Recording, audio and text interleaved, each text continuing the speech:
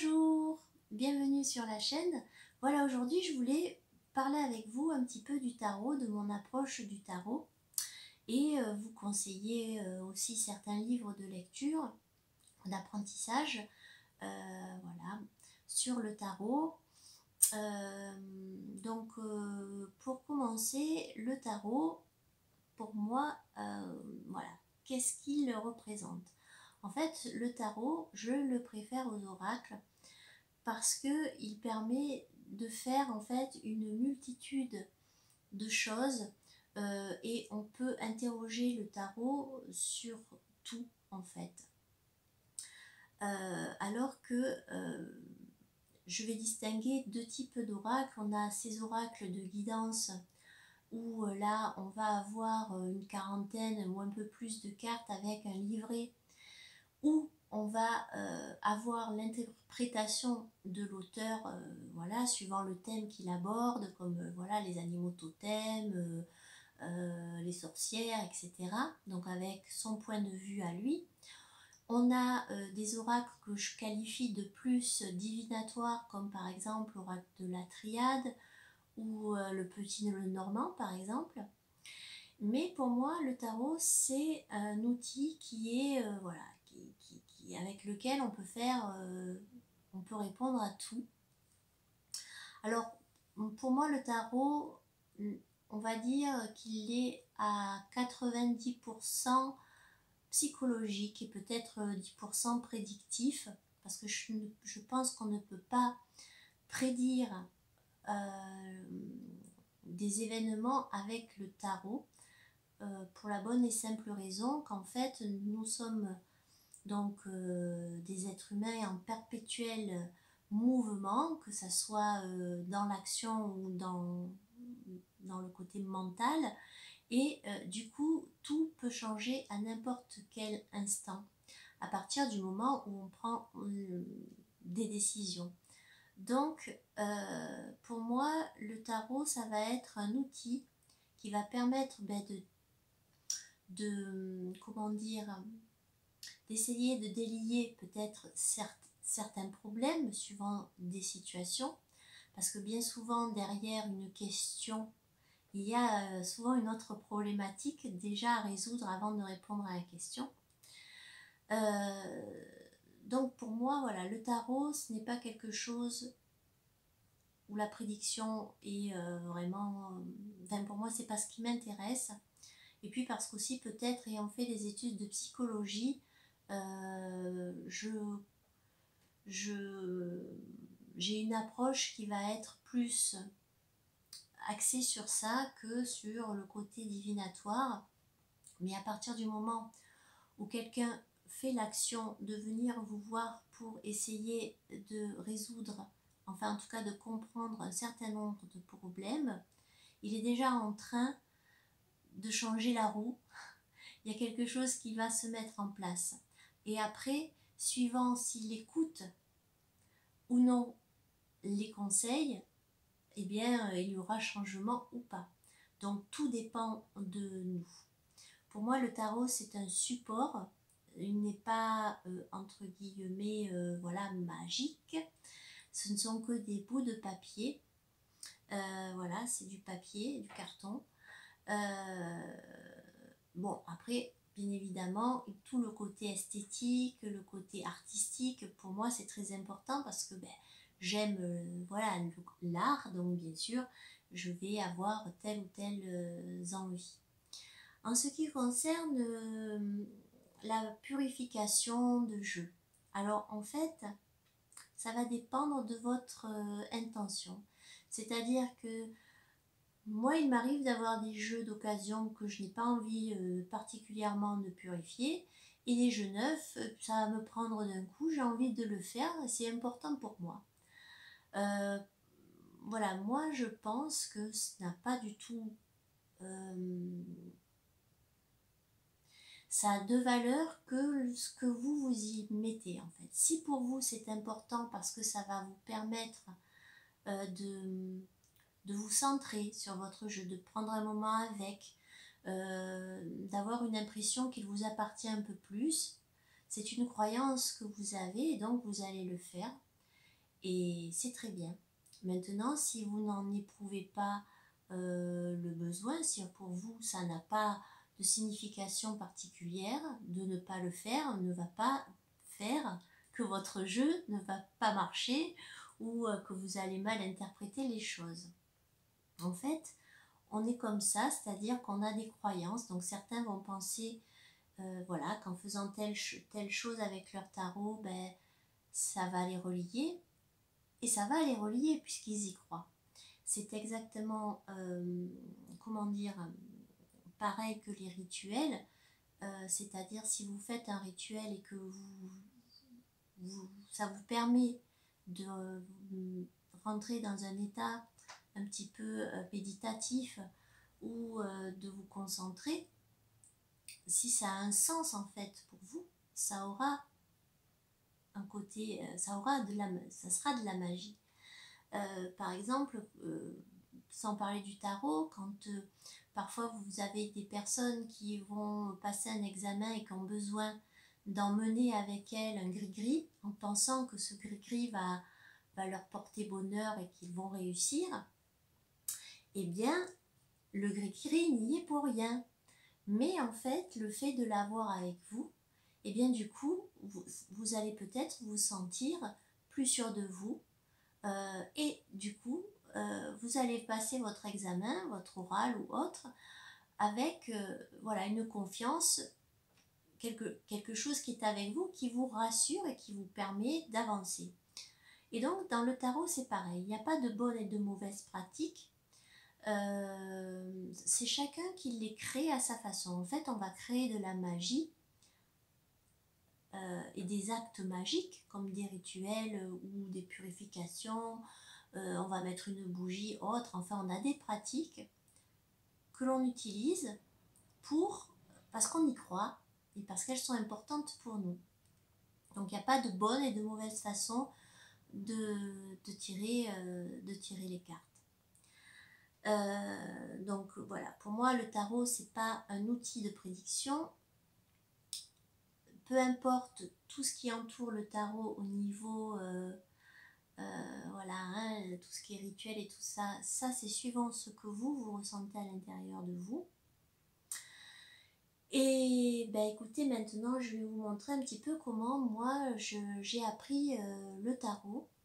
Donc au niveau des ouvrages, je vais vous en montrer plusieurs. Le premier avec lequel j'ai travaillé, c'est La Voix du Tarot de Jodorowsky. Donc c'est un livre qui est très connu. Ici, donc on est dans le tarot de Marseille. Mais bien évidemment, la signification des arcanes, au niveau des interprétations, c'est à peu près c'est les mêmes en fait que le rider, hein, voilà, à quelques exceptions près, en sachant qu'il y a autant d'interprétations possibles que d'utilisateurs de tarot, donc c'est voilà, hein, c'est tout un truc. Et donc dans ce livre, si vous pouvez le trouver, comme il existe en poche maintenant, qu'on le trouve en poche, si vous le trouvez d'occasion en gros, ben, c'est un petit plus parce que vous avez donc les illustrations des arcanes. Alors attendez, je vais vous montrer ça. Des illustrations, voilà, des arcanes en grand, puis vous avez quelque chose qui est très aéré au niveau écriture. Et donc là, on apprend énormément de choses sur le tarot, que ce soit au niveau donc là de Marseille, hein, au niveau des couleurs, les codes couleurs, la numérologie, les arcanes, on a des mots-clés, on a aussi des associations entre arcanes majeures, hein, des associations par deux. Nous avons des exemples de tirages, c'est un livre, voilà, c'est un classique sur le tarot. Ensuite, j'en ai lu quelques-uns de Colette Sylvestre, tout ça. Bon, c'est pas des livres, il y en a certains que je n'ai pas gardés. Ceux que j'ai gardés, donc il y a le Jodorowsky. Ensuite, pour moi, la référence ultime pour le Rider-Waite, pour étudier le Rider-Waite, donc c'est le livre d'Emmanuel Iger, Lire le tarot avec le Rider-Waite. Pour moi, c'est en français la référence quand on veut apprendre le tarot, le Rider-Waite, version anglo-saxonne. C'est un livre que j'ai lu, j'ai relu, j'ai surligné, j'ai pris des notes. Dès que, par exemple, je pars quelque part en vacances ou autre, je l'emmène au cas où et puis de temps en temps, tiens, je me relis un truc. Et celui-là, il est excellent parce que, en fait, à l'intérieur, on a bien sûr toute l'introduction avec cet aspect historique aussi du tarot. Mais ce qui est très bien fait, c'est que pour chaque en fait arcane donc majeur, on va retrouver l'illustration du Rider et du Marseille. Qu'on va avoir, on a une écriture qui est jeune, qui est dynamique, qui n'est pas pompeuse et qui du coup paraît compliquée. On a tout un grand chapitre sur les symboles qu'on retrouve au travers des illustrations. On a beaucoup de possibilités d'interprétation, que ça soit en sens lumineux ou en sens renversé ou en pour et en contre, c'est souvent comme on l'utilise. On a des mots-clés, donc ça c'est utile aussi. On a le conseil et on a toujours un petit chapitre en plus qui nous apprend quelque chose, qui nous permet de s'interroger sur autre chose. Et ce livre, pour moi, c'est la Bible. Il y a quelque chose de riche tout en étant simple à lire et synthétique, ce qui permet justement un apprentissage beaucoup plus fluide.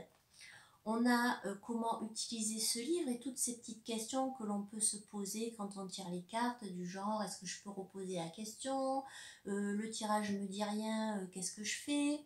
Enfin, il y a beaucoup de choses comme ça où elle vous donne son avis. Et vous avez aussi des exemples de tirage avec voilà, une mise en situation. Donc vous avez le tirage en fer de cheval, le tirage en 3 cartes, le fait aussi de pouvoir créer son propre tirage et les questions, voilà, les questions que l'on peut se poser. Donc si j'ai un livre à conseiller pour le rider, c'est celui-là.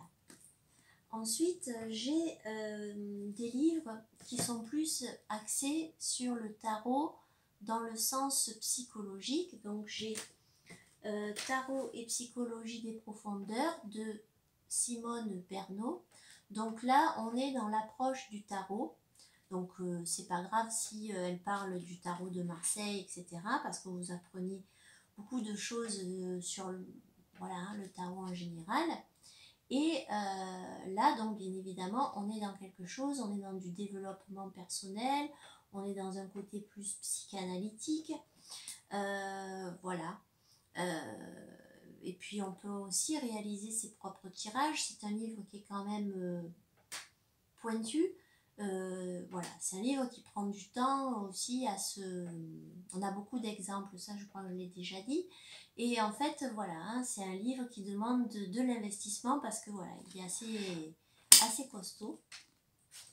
Ensuite, un autre que j'ai beaucoup apprécié, c'est Se révéler avec le tarot de Sophie Brada que j'avais présenté sur ma chaîne. Alors ici, elle va associer... bon, moi ça je le fais pas, mais la date de naissance avec un des arcanes majeurs du tarot.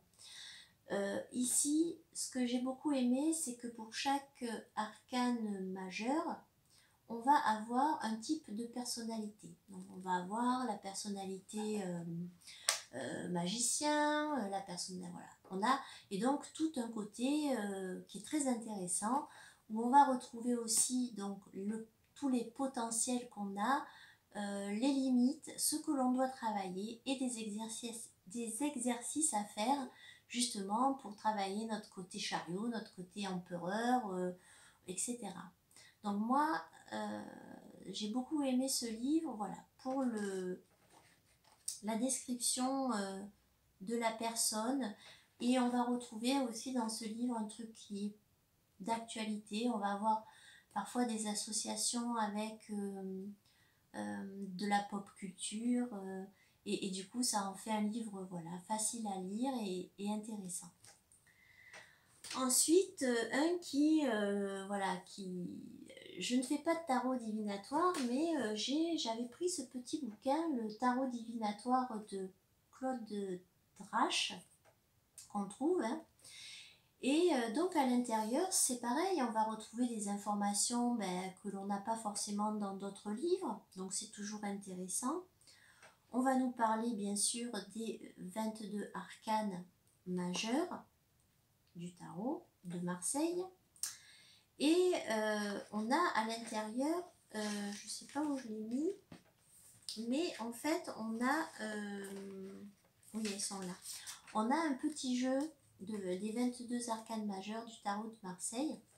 Et en fait ce qui est intéressant, et je m'y entraîne, on va dire, un peu comme un... Oui, c'est un jeu, hein, justement. J'essaie d'associer, comme elle le fait d'ailleurs dans son livre, deux arcanes ensemble et comment je pourrais interpréter ce message. Voilà. Et bien évidemment, moi je ne le fais pas, on va dire au niveau divinatoire comme elle, voilà, elle est plus dans ce côté-là divinatoire. Moi j'essaie de l'analyser d'un point de vue psychologique.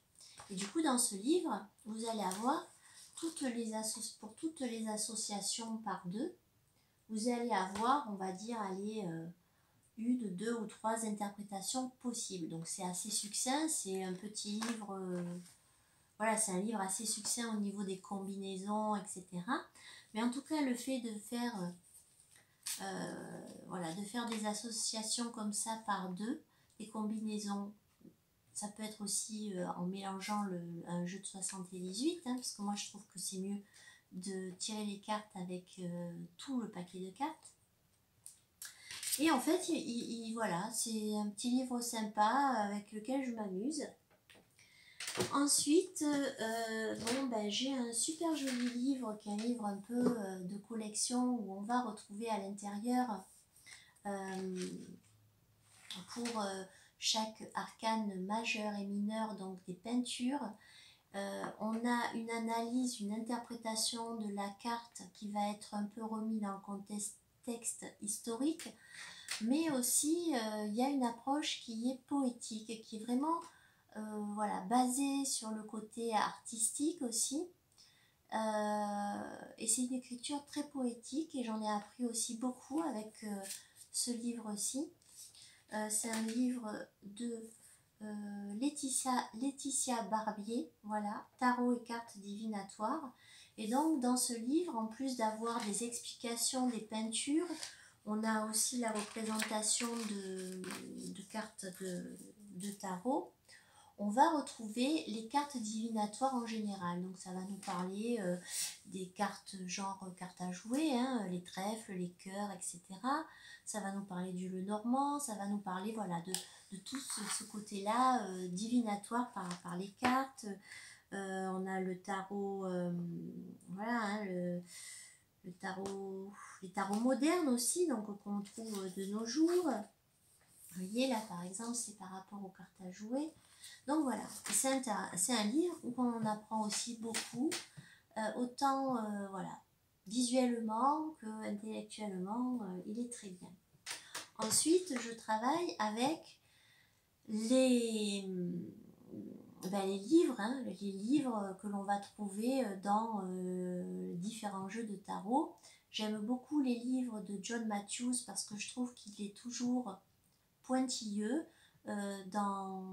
voilà, dans son écriture. Enfin, bon, c'est pas un petit livret.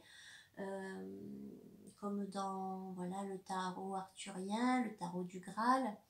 Ce qui est intéressant avec cet auteur, c'est que souvent on va plonger, alors il n'y en a pas tant que ça traduit en français, ou plus traduit en français. Ce qui est intéressant, c'est que justement, on va rentrer dans un univers qui va nous faire aussi découvrir autre chose que le tarot. Donc voilà, le côté arthurien pour le tarot arthurien, le côté, je sais plus, le côté, le tarot du Graal que j'aime beaucoup. Là, on est plus, voilà, on est dans quelque chose de plus, voilà, mythologique, historique, spirituels. Mais voilà, ces livres sont très bien faits. Donc ce que je fais, c'est que quand un livret, comme par exemple aussi le tarot gaïen, qui est super pour les gens aussi qui débutent, ce que je fais, c'est que chaque fois qu'il y a une interprétation, qu'il y a quelque chose qui me manque ou qui tilte, ben, je vais l'écrire. Et pour ça, en fait, je me fais des grands cahiers. Je me fais des grands cahiers comme ça. Voilà, je vais noter tout ce qui me vient. Je me fais aussi des classeurs. Du coup, à chaque fois qu'il y a quelque chose que je ne savais pas, ben, je peux toujours le noter, mettre une feuille au milieu, donc c'est plus pratique en fait que le cahier. Donc voilà, je me fais tout ça. Et pour tout ce qui est des tirages, alors je vais vous montrer, j'ai des petites fiches Bristol. Voilà. Et en fait, dès que je trouve un tirage intéressant, que ce soit sur un livre, sur internet, etc., je marque mon tirage, vous voyez, comme ici, je vais écrire à quoi ça correspond, le placement des cartes et voilà les questions. Et en fait, du coup, ça me fait tout un gros paquet avec différents tirages, un code couleur en haut, l'aspect, on va dire, relationnel, amour, le travail, voilà, plusieurs choses comme ça. Et du coup, je retrouve mes tirages. Pour terminer, pour vous dire que si vous débutez avec le tarot, vous pouvez avoir l'air d'être un peu dépassé. En fait, ce que je conseille de faire et ce que j'ai fait moi, c'est pas prendre ma carte, par exemple, la carte du magicien, et de dire donc le magicien c'est la carte numéro 1, donc ça correspond à ça, il y a tel et tel symbole, etc., etc.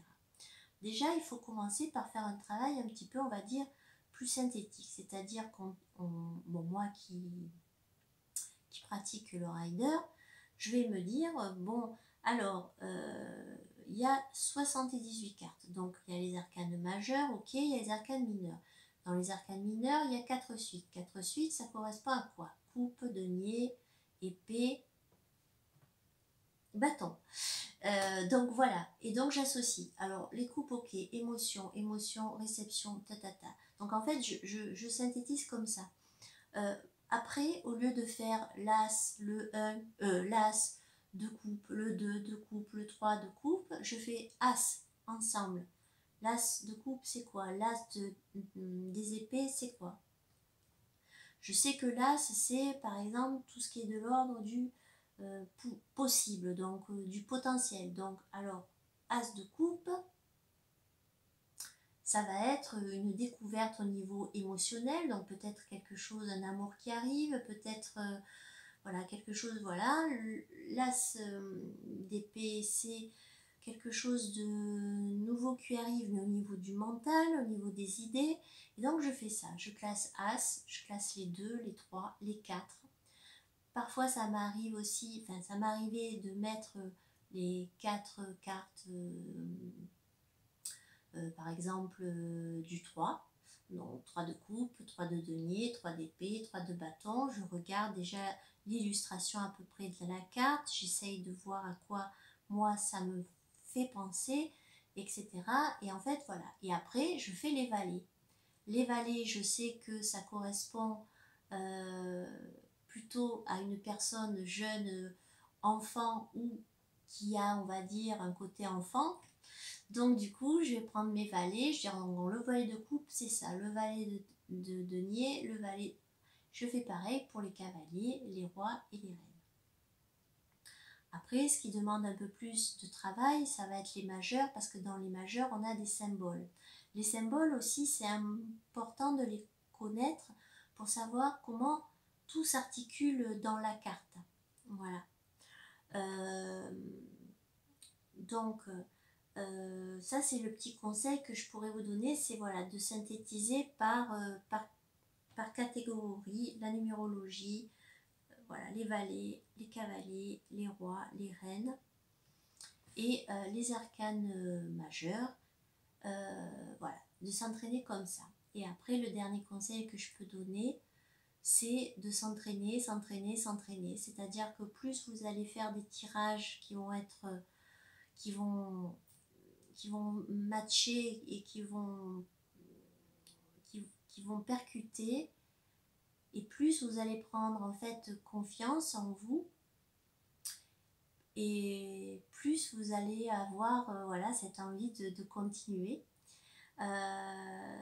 Moi personnellement, on va dire que on va dire de façon vraiment assidue, le tarot, ça fait maintenant 8 ans. Et je l'avais commencé plus jeune, mais il y a eu une très longue période où tout le côté art divinatoire, ésotérisme, j'ai laissé ça de côté. Et quand j'y suis revenue, voilà, donc là tout s'est enclenché.